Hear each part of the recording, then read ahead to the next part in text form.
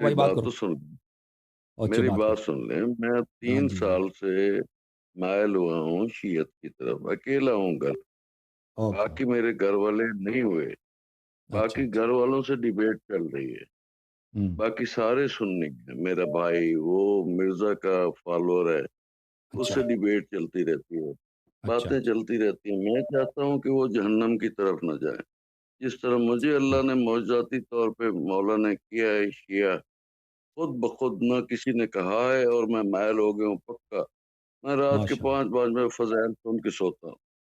ماشاء اللہ. میرے یہ ایک یہ انہوں نے ناانصافی کی ہے، قرآن مجید کے حالیہ جو ترجمہ ہے اس ناانصافی کی ہے۔ ایک آیت ہے، اگر تھوڑا سا جواب دے دیں گے کہ یہ کس کی طرف اشارہ ہے۔ آیت نمبر 60 ہے بنی اسرائیل کی، جس میں شجرہ معلونہ کا ذکر کیا گیا ہوں. ہے۔ اے نبی، جو ہم نے آپ کو رویا دکھایا ہے، ہوں. وہ آج جو آیت کریمہ شروع ہو رہی ہے، وما جعلنا وَإِذْ قُلْنَا لَكَ إِنَّ رَبَّكَ أَحَاطَ بِالنَّاسِ وَمَا جَعَلْنَا الرُّؤْيَا الَّتِي أَرَيْنَاكَ إِلَّا فِتْنَةً فَشَجَرَةٌ مَلْعُونَةٌ فِي الْقُرْآنِ۔ یہاں پہ بریکٹ میں تھور کا درخت کر دیا ہے، شجرہ ملونہ۔ تھور کیا مانے بھائی؟ شجرہ ملونہ نسب ہے، خاندان ہے، ملون، ملون جسے ہم ملون کہتے ہیں، انہوں نے تھور کا درخت بریکٹ میں ڈال دیا۔ اس کی ذرا تفسیر کر دیں، شان نزول کیا ہے اور شجرہ ملونہ کس کی طرف اشارہ ہے؟ Okay thank you. سن لیں. وہ یہ ہے بھائیو، قرآن مجید فرقان حمید سورہ اسراء یا سورہ بنی اسرائیل آیت نمبر 60. اعوذ باللہ من الشیطان الرجیم وما جعلنا الرؤیا التي اریناک الا فتنة للناس. ہم نے جو آپ کو خواب دکھایا ہے، خواب دکھایا ہے، وہ صرف لوگوں کے لیے ایک امتحان ہے. والشجرۃ الملعونۃ فی القرآن. اور قرآن میں آپ کو جو خواب دکھایا ہے وہ کیا ہے؟ ایک تو لوگوں کے لیے امتحان ہے، اور اس خواب میں کیا ہے؟ وہ اس میں ایک ملعونہ، قرآن میں ملعون ایک شجرہ ہے. اب شجرہ فیملی کو کہتے ہیں، شجرہ نسب کو کہتے ہیں، فیملی کو کہتے ہیں. اب اس کی دلیل آ جائے گا انشاءاللہ تبارک و تعالی. وَنُخَوِّفُهُمْ فَمَا يَزِيدُهُمْ إِلَّا طُغْيَانًا كَبِيرًا. ہم ان کو برحذر کرتے ہیں، ہم ان کو برحذر کرتے ہیں. کن کو برحذر کرتے ہیں؟ خبردار کرتے ہیں شجرہ ملعونہ کو. لیکن یہ شجرہ ملعونہ ان کی جو ہے طغیان اور بڑھ جاتا ہے، ان کی جو گناہیں ہیں یہ اور بڑھ جاتا ہے. اچھا میرے بھائیو، اب میں ایک 2 3 کتابوں کی مجھے ضرورت ہے، میں آپ کو دکھاؤں، ایک منٹ. اچھا عزیزو، یہاں پر آیت آپ نے دیکھ لیا قرآن مجید میں، والشجرۃ الملعونۃ فی القرآن، سورہ اسراء آیت نمبر کیا تھا اس میں؟ اعوذ باللہ من الشیطان الرجیم، آیت نمبر 60. وما جعلنا الرؤيا التي أريناك إلا فتنة للناس والشجرة الملعونة في القرآن. آپ کے جو خواب ہے وہ صرف یہ ہے کہ لوگوں کے لیے امتحان ہے، لوگوں کے لیے فتنہ ہے، اور وہ خواب جو ہے شجرہ ملعونہ، قرآن میں شجرہ ملعونہ ہے. اب لفظ شجرہ یہ خاندان کے لیے ہوتا ہے عزیزو. عربی زبان میں لفظ شجرہ جو ہے، بلکہ اردو زبان میں بھی اس کا استعمال عام ہے. میں آپ کو دکھاتا ہوں عزیزو، یہ کتاب ہے المستدرک علی الصحیحین للحاکم النیسابوری، جلد نمبر 2، چاپ دار الفکر. یہ کتاب چھپی ہے سنہ 2009 میں. یہاں پہ ملاحظہ فرمائیے صفحہ نمبر 359 میں، کتاب قراءات النبی صلی اللہ علیہ وآلہ وسلم، حدیث نمبر 2999. یہاں پر اس حدیث کے متعلق حاکم نے فرمایا یہ ھذا حدیث صحیح الاسناد، یہ حدیث صحیح ہے. عن جابر نے روایت کی، قال سمعت رسول اللہ صلی اللہ علیہ وآلہ وسلم یقول. رسول اللہ صلی اللہ علیہ وآلہ وسلم سے میں نے سنا کہ وہ فرما رہے تھے امیر المؤمنین علیہ السلام سے، یا علی الناس من شجر شتیٰ. دوسرے لوگ جو ہیں مختلف خاندان سے ہیں، وانا وانت من شجرۃ واحدہ. میں اور آپ جو ہیں ایک ہی شجرے سے ہیں، ایک ہی خاندان سے ہیں، ایک ہی نسب سے ہیں. اچھا اب عزیزو، یہ آیت جو ہے اس کی شان نزول کیا ہے؟ یہ میرے ہاتھ پہ اس کے تو بہت سارے مصادر ہیں عزیزو. اب میں مختصر کر کے نقل کرتا ہوں آپ کی خدمت میں. یہ کتاب ہے تفسیر الدر المنثور. تفسیر الدر المنثور عبد الرحمن السیوطی کی کتاب، جزء خامس، چاپ دار الفکر، چھپی ہے سنہ 2009 میں. ملاحظہ فرمائیے یہاں پر صفحہ نمبر 306 میں سورۃ الاسراء کا کی تفسیر ہے، سورہ بنی اسرائیل. بلی وما جعلنا الرؤيا التي أريناك إلا فتنة للناس والشجرة الملعونة في القرآن. اس کی شرح میں، اس کی تفسیر میں ملاحظہ فرمائیے یہ احادیث آپ کی خدمت میں پیش کرتے ہیں. بسم اللہ الرحمن الرحیم. وأخرج ابن جریر عن سهل بن سعد. ابن جریر نے سہل بن سعد الساعدی سے، جو ایک صحابی ہیں، روایت کی ہے. رأى رسول اللہ صلی اللہ علیہ وآلہ وسلم بنی فلان ينزون على منبره نزو القردہ. رسول اللہ صلی اللہ علیہ وآلہ وسلم نے دیکھا بنی فلان کو. اب بنی فلان کون ہے؟ وہ آ جائے گا، بنی امیہ. ان کو دیکھا اپنے منبر پر کہ یہ جو ہیں بندروں کی طرح اوپر نیچے چڑھ رہے تھے. فساءہ ذالک، ان کو بہت برا لگا پیغمبر صلی اللہ علیہ وآلہ وسلم کو. یہ بنی فلان منبروں پہ چڑھتے ہیں، اترتے ہیں. فمستجمع ضاحکا حتی مات. اس کے بعد رسول پاک صلی اللہ علیہ وآلہ وسلم کبھی بھی نہیں ہنسے، کبھی نہیں مسکرائے. ان کی وفات تک پھر ان کو مسکراہٹ نہیں آئی اس خواب کے بعد. وہ انزل اللہ، اور اللہ نے اس پر نازل فرمایا ہے، وما جعلنا الرؤيا التي أريناك إلا فتنة للناس. وأخرج، پس رسول اللہ صلی اللہ علیہ وسلم نے بنی فلان کو اپنے منبر پہ چڑھتے ہوئے دیکھا ہے. والشجرة الملعونة وہی ہے. سہل نے بھی کہا کہ یہ آیت اسی وقت نازل ہوئی. وأخرج ابن ابی حاتم عن ابن عمر. بلی ابن ابی حاتم نے عبداللہ ابن عمر سے روایت کی ہے کہ نبی صلی اللہ علیہ وآلہ وسلم نے فرمایا رأیت ولد الحکم ابن ابی العاص علی المنابر کأنہم القردہ. میں نے حکم ابن ابی العاص، حکم ابن ابی العاص کون ہے؟ عثمان کا چچا، عثمان کا چچا ہے، عثمان کا سکا چچا ہے، عثمان ابن عفان ابن ابی العاص، حکم ابن ابی العاص. یہ حکم اور عفان یہ دونوں بھائی تھے، اور یہ مکے میں یہ وہ تھے، یہ کیا بتایا اب، یہ لوگوں کو بس انٹرٹین کرتے تھے یہ دو بھائی.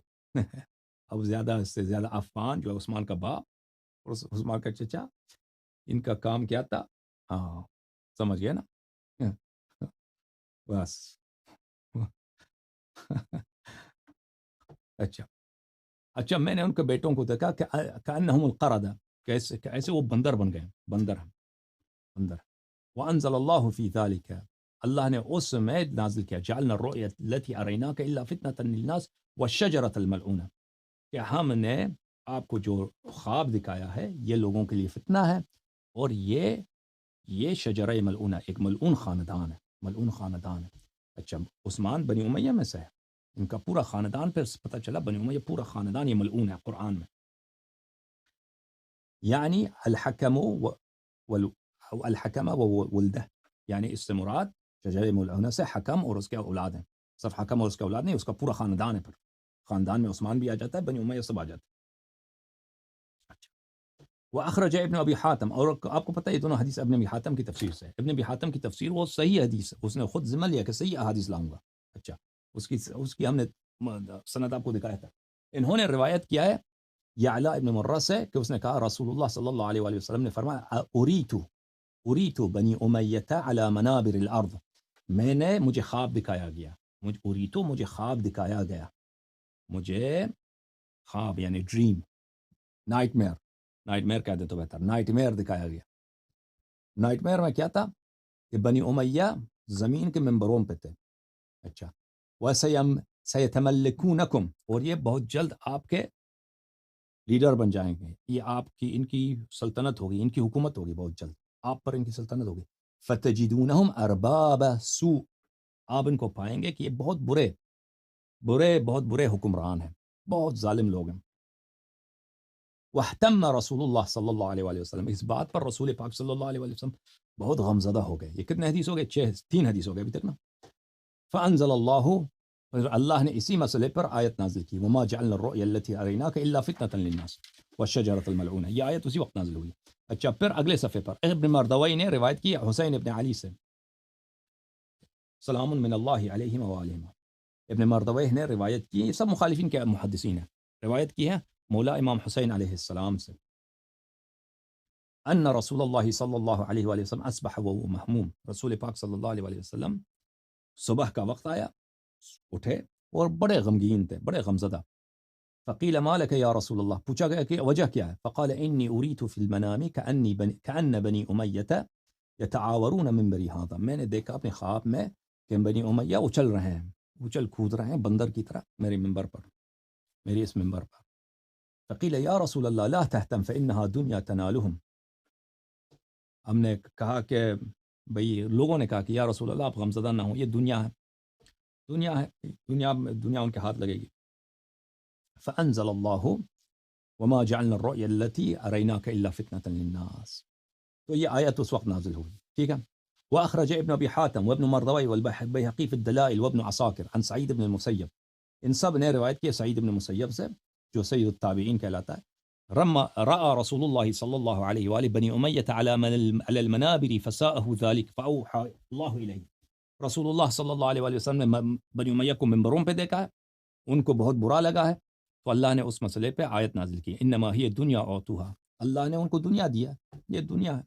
دنیا تو اللہ اپنے دشمن کو دے دیتا ہے نا، اپنے دشمن کو، اللہ فرعون اللہ کا دشمن تھا. فقرت عینہ، رسول صلی اللہ علیہ وآلہ وسلم کی دل آرام پا گئی، اور اللہ نے یہ آیت نازل کی جعلنا الرؤيا التي أريناك إلا فتنة للناس، فتنة للناس والشجرة الملعونة في القرآن، ٹھیک ہے نا. وہ خاندان کون سا خاندان ہے؟ وأخرج ابن مردوي، ابن مردوي نے روایت کی عائشہ نے قالت لمروان بن الحکم، عائشہ نے مروان بن الحکم سے کہا سمعت رسول اللہ صلی اللہ علیہ وآلہ وسلم یقول لأبیک وجدک، رسول اللہ صلی اللہ علیہ وآلہ وسلم نے تیرے ابے سے، تیرے والد سے، حکم سے، اور تیرے جد سے، تیرے دادے سے کہا ہے انکم الشجرۃ الملعونۃ فی القرآن، آپ شجرہ ملعونہ، ملعون خاندان آپ ہیں بنی امیہ. حکم مروان بن الحکم انہی خاندان میں سے تھا، ٹھیک ہے. اچھا یہ ایک حدیث ہو گئی، ٹھیک ہے نا. ٹھیک، دوسری حدیث عزیزو ملاحظہ فرمائیے، یہ کتنے حدیث ہو گئے؟ 6 حدیث ہو گئے. اگلا حدیث سنن ترمذی سے، یہ کتاب ہے سنن ترمذی، چاپ دار الفکر، بھلے دار الفکر میں چھپی ہے سنہ 2008 میں. ملاحظہ فرمائیے یہاں پر کتاب تفسیر القرآن، کتاب تفسیر قرآن، تفسیر سورۃ لیلۃ القدر، حدیث نمبر 3361، صفحہ نمبر 967. یہاں پر قام رجل للحسن بن علی بعدما بايع معاویہ، جب امام حسن مجتبی علیہ السلام نے حکومت معاویہ کو دی، ایک شخص نے ان پہ اعتراض کیا. سودت وجوہ المؤمنین او یا مسود وجوہ المؤمنین، کسی نے کہا کہ آپ نے ہمارا مؤمنین کا جو ہے، یہ جو ہے وجوہ المؤمنین کا جو ہے کیا، آپ کالا کرنے، آپ نے ہمارا چہرہ کالا کیا، آپ نے بے عزت کیا، آپ نے حکومت معاویہ کو دیا. فقال لا تؤنبنی رحمک اللہ، امام حسن مجتبی علیہ السلام نے فرمایا اللہ تجھے رحمت کرے، مجھے ملامت نہ کرو. فإن النبی صلی اللہ علیہ وآلہ وسلم اری بنی امیہ علی منبرہ فساءہ ذلک، نبی صلی اللہ علیہ وآلہ وسلم نے بنی امیہ کو اپنے منبر پہ دیکھا ہے تو ان کو برا لگا ہے. فنزلت انا اعطیناک الکوثر، بلی یا محمد یعنی نہرا فی الجنہ، یا رسول اللہ صلی اللہ علیہ وآلہ وسلم ہم نے آپ کو کوثر دیا ہے، نہر جنت میں. ونزلت انا انزلناہ، اچھا یملکها بعدک بنی امیہ یا محمد، لیلۃ القدر خیر من الف شہر، 1000 مہینے بنی امیہ حکومت کریں گے، یعنی 90 سال حکومت کریں گے، اور 90 سال ہی حکومت کی انہوں نے، بنی امیہ آپ کے بعد حکومت کی ہے. قال قاسم فعددناها فاذا هي 1000 يوم لا تزيد يوما ولا ينقص، یہ ہم نے حساب کیا کہ یہ 1000 شہر، 1000 مہینے وہی ہیں جو بنی امیہ کی حکومت. اچھا عزیزو، اب شجرہ ملعونہ پتہ چلا کون ہے. اچھا اب مستدرک حاکم میں بھی یہ روایت ہے، یہ روایت مستدرک حاکم میں بھی ہے. عزیزو ملاحظہ فرمائیے، جو لوگ شبہ میں مبتلا ہے نا، یہ ملاحظہ فرمائیے کتاب قرب الاسناد تبع مؤسسۃ آل البیت علیہم الصلاۃ والسلام، بہت ہی معتبر کتاب ہے. یہاں پر آپ کو لے کے چلتے ہیں صفحہ نمبر 9، یہ شیعوں کی کتاب ہے بھائی، شیعوں کی کتاب ہے، صفحہ نمبر 9. ملاحظہ فرمائیے قرب الاسناد میں حدیث نمبر 29 ہے. وحدثني مسعد ابن صدقہ حدثني جعفر بن محمد عن ابیہ، حضرت امام صادق علیہ السلام نے اپنے والد گرامی حضرت امام باقر علوم النبیین علیہ السلام سے روایت کی ہے. ولد لرسول اللہ صلی اللہ علیہ وآلہ وسلم، رسول اللہ صلی اللہ علیہ وآلہ وسلم سے ولادت ہوئی. من خدیجہ، خدیجہ سے ان سے اولاد پیدا ہو گئی. اچھا کون؟ القاسم والطاہر وأم كلثوم ورقية وفاطمة وزینب سلام اللہ علیہم اجمعین. یہ ایک بیٹا طاہر دوسرا بیٹا، پھر بیٹیاں ہیں.